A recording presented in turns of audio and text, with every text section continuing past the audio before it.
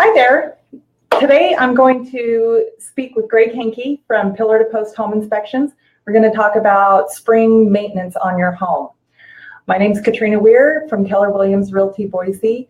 I've been a real estate professional for over 20 years. I've helped hundreds of properties find new owners, and I'm not stopping now. Let's start by taking care of the home you have.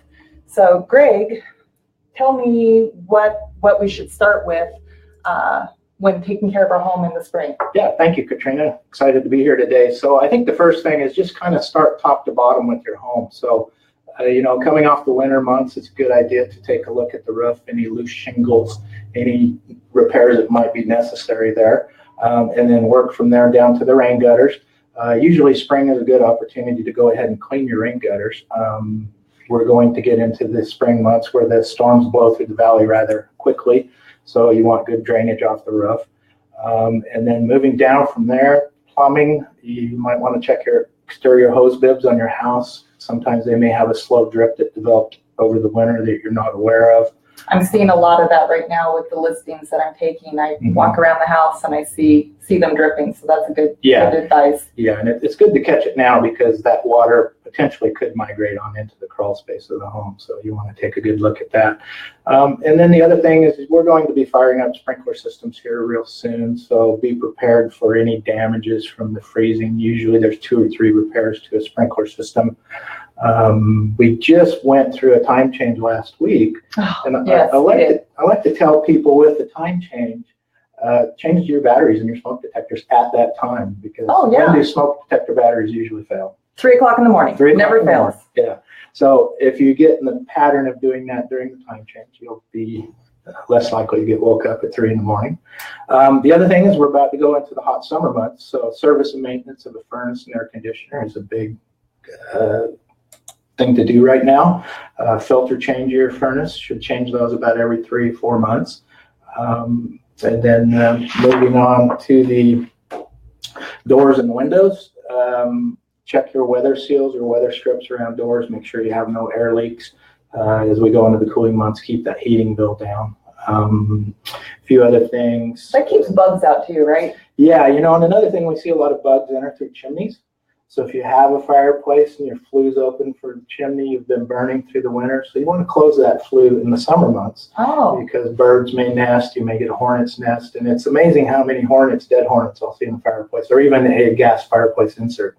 So you can seal those up during the summer months also. Oh, that's great. Yeah. I haven't heard that before. Yeah. Okay. What else? I think we're pretty good. We talked about heating and cooling. Doors and windows, it's a good idea. Make a good sweep of the doors and windows. Make sure there's no cracks or failed seals. And the other thing I just did recently on my home, I've done it twice now. When we get these nice, calm afternoons where the temperatures, open up all the windows, air out the home. So I like to open up my house in the spring a couple times and let the air pass through and flush in some nice, clean, crisp air. So okay. I know this isn't on our list to talk about, but what is your take on crawl space vents? Should those be, I hear mixed reviews on whether those should be open or closed.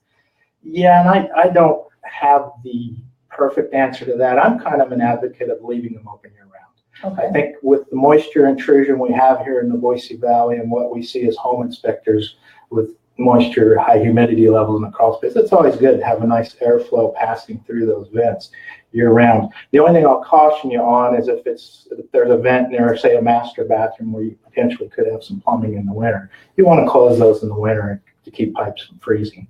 But some folks will advocate that we close them in the winter, open them in the summer. Gotcha. Mm-hmm. So are there any other big items that you see coming up in your home inspections that you're doing right now? Is there anything that could be avoided? Yeah, we see a lot of water intrusion. I'll go back to that topic.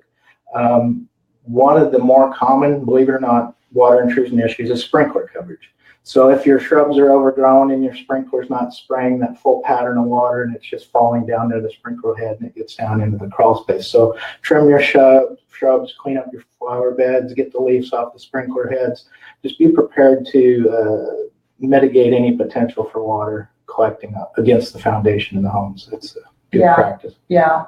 So maybe another good idea would be after the sprinklers have been on for a little bit, get down in the crawl space too and see if you see any. And what are indicators of water intrusion in a crawl space other than just standing water?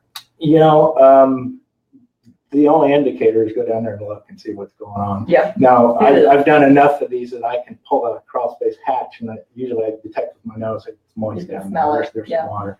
And then as we walk around the home, if you see low spots in the landscaping where water would be prone to collect, you want to fill that in and build that soil level up. Yeah, I think every homeowner probably should take a look at the crawl space at least annually. So again, pick a point of the year.